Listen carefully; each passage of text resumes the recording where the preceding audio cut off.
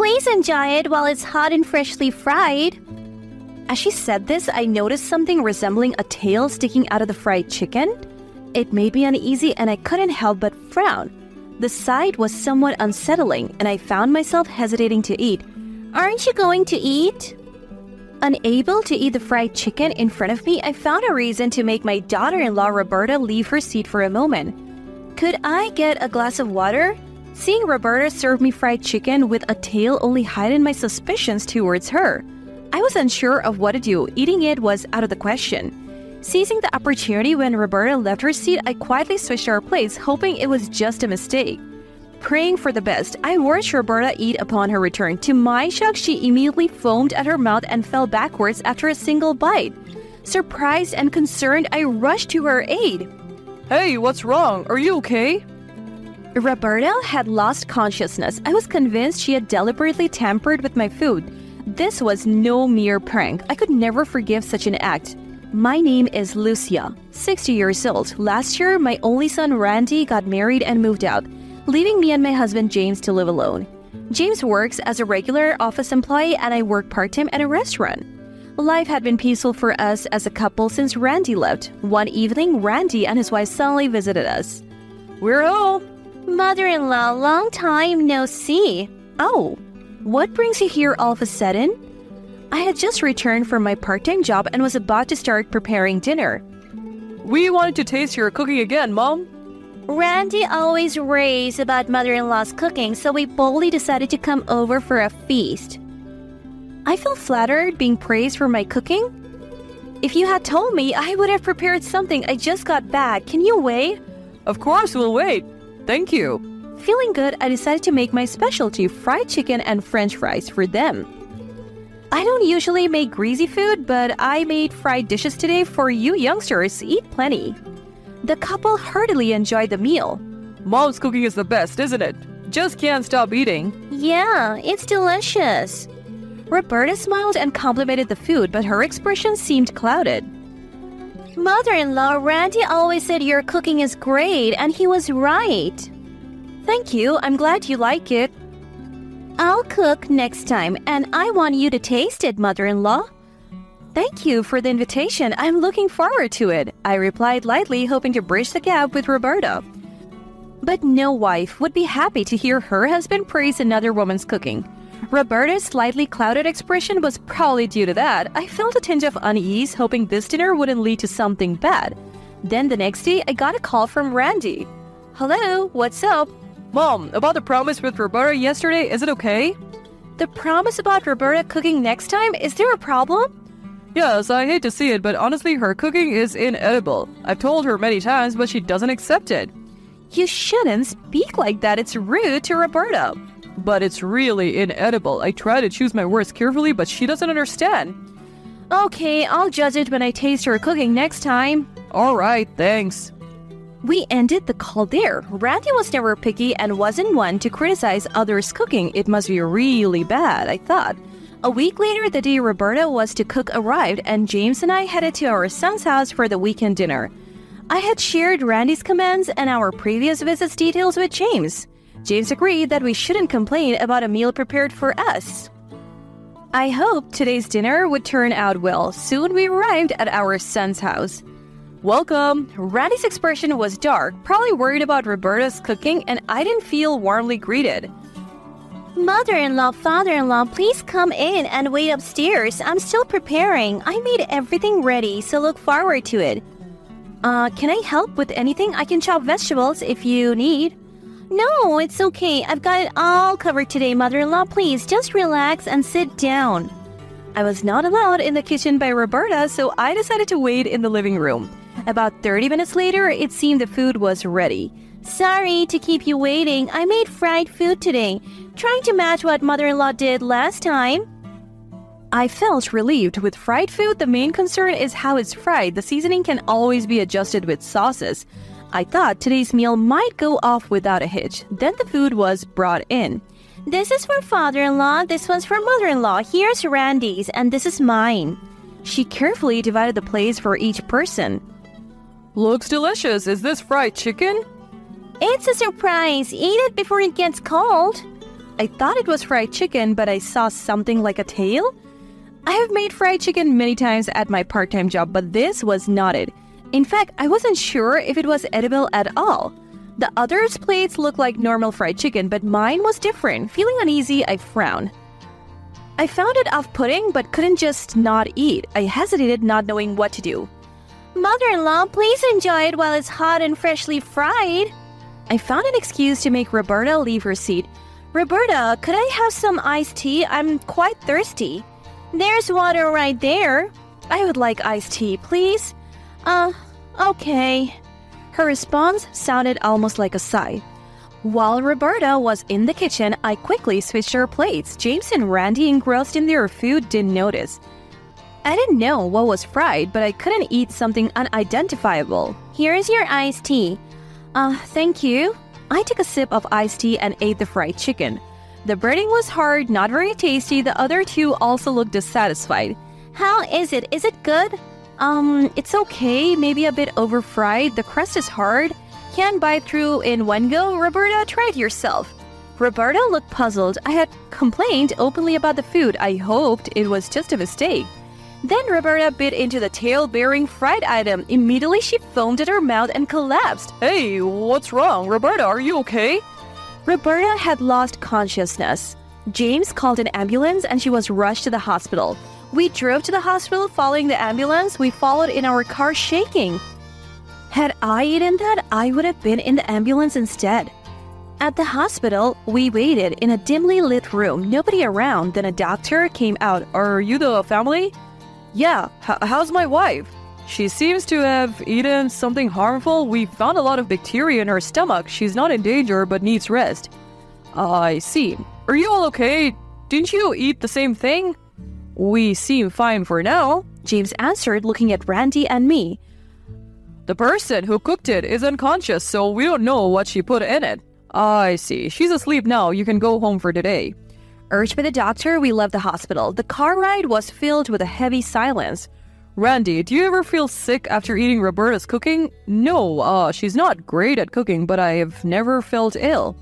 I see. Initially, I was trembling with fear, but now anger was welling up inside me.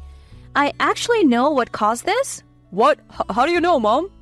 The fried dish served to me had a tail. A tail? Fried chicken is supposed to be chicken. Why would it have a tail? I don't know, but it definitely had one. I couldn't bring myself to eat it. It was too repulsive, so I secretly swapped plates with Roberta, and then she collapsed after eating it. The car fell silent. They must have been processing the information. Wait, so Roberta tried to make you eat that? I think so. I was scared when Roberta collapsed, but now I think she was trying to kill me. If I had eaten it, I would have been the one in the ambulance. That's attempted murder. You can't forgive her, Randy. You should leave her immediately. It must be some mistake. That can't be right. Randy seemed unable to accept what I said. First, let's find out what she was trying to make us eat. Randy, don't eat anything from home for a while. Okay, I understand. We arrived home amidst unsettling tension. 2 days later, the hospital called with information about what was eaten. James was at work, so Randy and I rushed to the hospital. According to our analysis, the substance found in the stomach was a rat. We were shocked. I felt nauseous, almost vomiting. Are you sure? Yes, there is no mistake. Randy, pale-faced, still seemed doubtful. After hearing the doctor, he still didn't seem convinced. We'll discuss this with your father tonight and then get back to you. Okay. That night, I reported to James. What? A rat? How did that end up in there? I don't know. I don't remember doing anything to deserve such malice. Are you sure there's nothing? This is no trivial matter. After discussing with James, we decided to talk with Roberta's parents. Hello, Randy? Mom, I'm sorry. I never meant to cause you distress because of Roberta. Randy seemed lost about where to direct his feelings. It's not your fault, but an apology won't suffice for this incident. I know. Let's discuss it once Roberta is discharged. We'll have her parents there too, so arrange it. Okay, I'll do that. How is Roberta? Has she said anything? Yes, but she doesn't want to talk. She's still sick, so I'll ask her more when she's better. We need to clarify the reason. I'll let you know when she's discharged. All right. I ended the call. A week later, Roberta was discharged and a meeting with her parents was arranged. A week after that, James, Randy, Roberta, her parents, and I gathered at Randy's house. The four of them were already there when we arrived and the house was eerily quiet. Randy led us to the living room where everyone was. Upon entering, Roberta's parents bowed to us. "We are truly sorry for what happened." We have no words to express our apologies. Randy must have already talked to them. Relieved that they seemed reasonable, I was ready for the discussion. But Roberta, far from apologizing, wouldn't even look at us. "Roberta, apologize now," urged by her mother Adele, pushing her head down. "Let's sit down first." In the tense atmosphere, I began. "Today, I want to know why. Why did you try to make me eat a rat? What grudge do you have against me? I want the truth." "Roberta, tell us too. Why did you do such a thing?"